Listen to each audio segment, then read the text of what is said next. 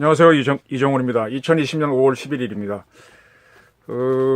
제가 고향에 가서 산소에 벌초를 할 때 어린 시절에 아버지랑 가면 아버지가 해주는 말씀이 있어요.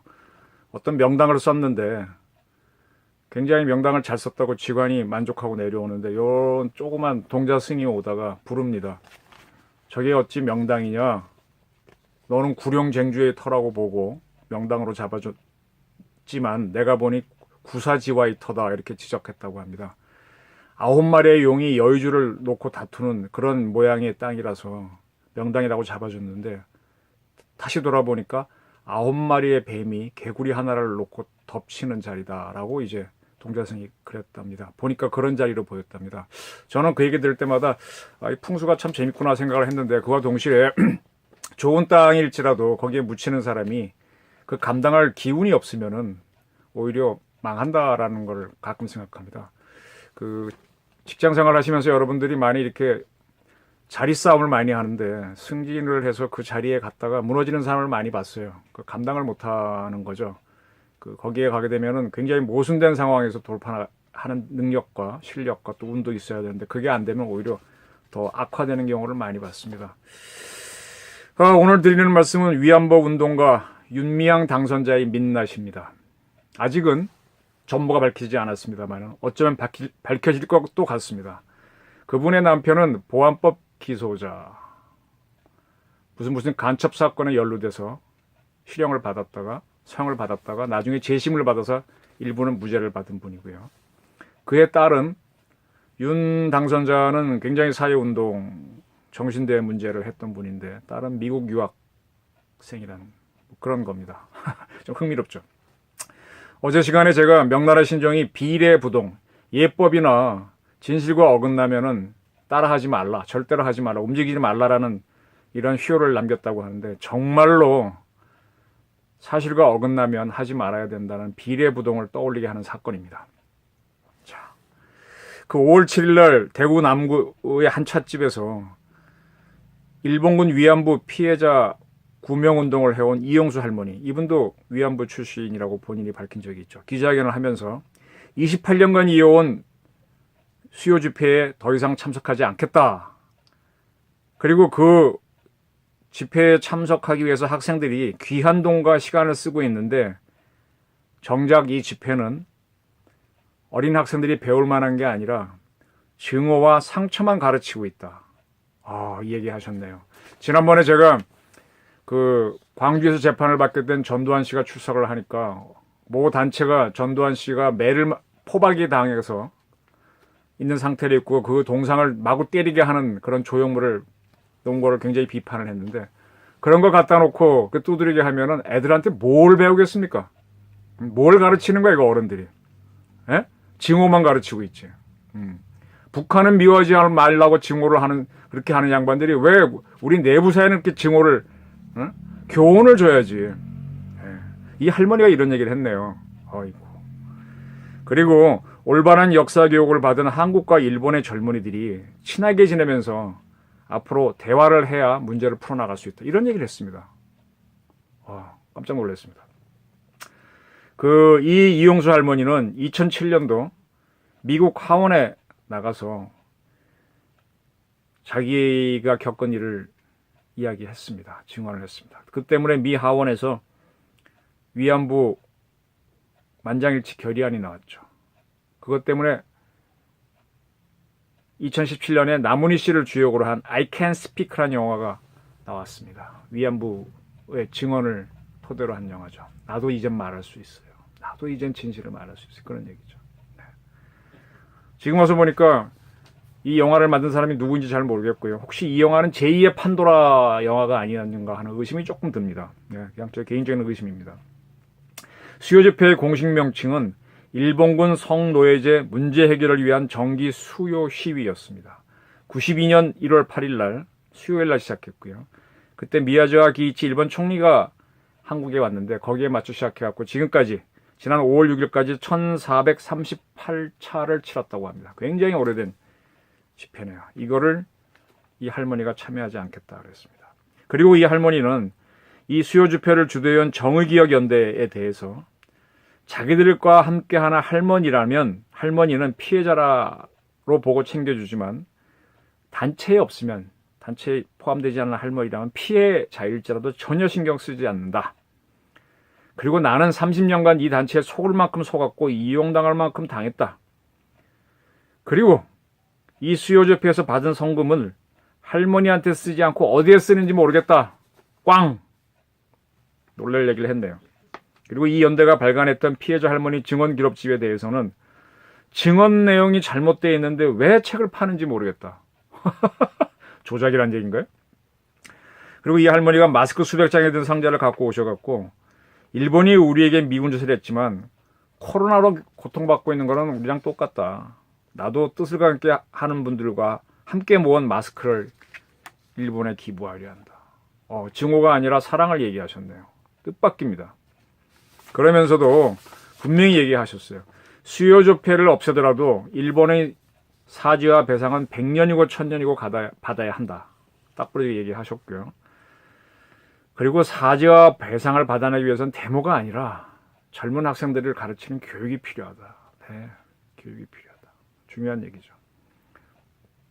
그리고 대구에는 2015년대에 정신대 할머니와 함께하는 시민 모임이 만든 일본군 위안부 역사관이 있는데 그 역사관을 교육관으로 이용하겠다는 뜻을 보였습니다. 데모를 마치고 한일 간 젊은 사람들이 왕래하면서 친하게 지내야 한다. 그렇게 하고 난 다음에 교육관을 지어서 당당한 교육, 올바른 역사 교육을 통해서 양국 문제를 해결하도록 하겠다. 네. 경남고 출신 대통령인 김영삼 씨는 우리 역사를 바로잡는다고 하면서 일본이 우리를 지배했던 상징인 중앙청을 철거했어요. 그래갖고 대한민국이 얼마나 더 좋아졌나요? 차라리 그걸 남겨놓고 역사를 곱씹어주자고 그렇게 주장을 했는데 그걸 때려부수고 잘했다고 그랬습니다. 네. 참 단순한 사람들이죠. 근데 이 할머니는 당당한 교육을 하자. 역사 교육을 해서 양국 문제를 풀자. 그런 앙금을 감정풀이하지 말고 이렇게 얘기하셨네요. 그리고 나서 굉장히 또 중요한 얘기를 했습니다. 이번 총선에서 더불어시민당 비례대표 7번으로 당선된 윤미향 전 정의기억연대 이사장을 비판했습니다.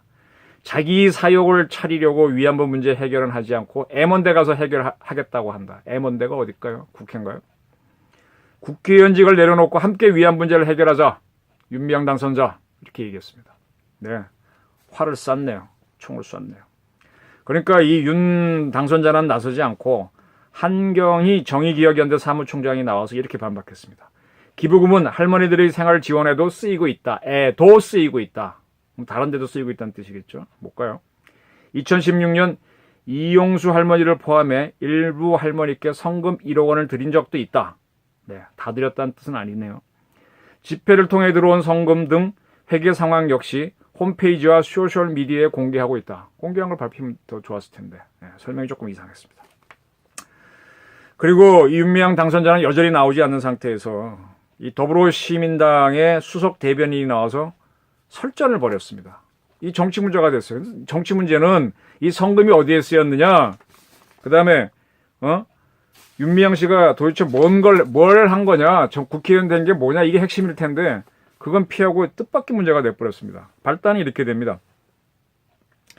외교부 차관 출신의 미래한국당의 조태영 대변인이 5월 8일 날 윤미향 당선인은 2015년도 한국과 일본, 박근혜 정부 때죠, 위안부 합의를 할 때 이러이러한 합의를 한다는 걸 외교로부터 충분히 사전 설명을 들었다라는 보고를 나는 차관으로 받았다 이렇게 밝혔습니다.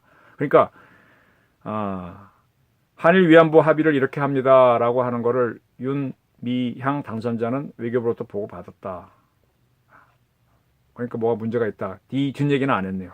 거기에 대해서 반박을 한 건데 그 제 대변인이, 수석 대변인이라고 하는 분이 5월 10일 날 나왔네요. 박근혜 정부 당시 외교부는 관련 단체와 어떠한 사전 협의도 없이 한일 국장급 협의에서 모든 사항을 결정하고 당일 밤 윤미향 당시 정대협 상임대표에게 합의 내용 일부를 기밀 유지를 전제로 성공적인 협상으로 둔갑시켜 일방 통보했다. 보고하기는 했네요. 근데 성공적인 협상으로 둔갑시켜서 기밀 유지를 전제로 그렇게 했다. 하긴 했네요. 근데 참 난 궁금한 게 외교는요, 기밀도 많고 국가와 국가끼리 하는 건데 왜 이런 시민단체에 정부가 보고를 하죠? 물론 그때 위안부 합의라는 특별히 그 예민한 사항이 있었어요. 이분들한테 보고를 해야지 왜 윤미향 씨한테 보고를 하죠? 에? 할머니한테 보고해야지. 정부도 이상하지만 이거 보고받는 윤미향 씨도 이상한 사람이에요. 자기가 뭔데? 그리고 제 대변인은 뭐라 그랬는가 하면 윤미향 당선자가 외교부로부터 사전 설명받은 합의 내용에 대해서는 불가역적 해결, 국제사회 비난, 비판 자제, 소녀상 철거 등의 내용은 뺑 상태였다. 요거 가지고 이제 나중에 정대협이라든지 문재인 정부가 합의를 했다고 굉장히 비난을 했던 그 내용이죠. 그러나 윤 당선자가 그때 이 합의에 따라서 일본이 15개년을 출연하기로 한 사실을 전달받았는지에 대해서는 언급을 안 했습니다. 왜 안 했죠? 돈 문제는 다 건너뛰네요. 이용수 할머니 왈 한일 위안부 합의 발표 전 윤 이사장이 일본의 15개년 출연 사실을 알고 있었지만 정작 나인 당사자인 할머니들은 몰랐다 이랬습니다. 그럴 것이 할머니들한테는 보고를 안 하고 대표 단체한테 했네요. 제3자한테. 왜 이렇죠?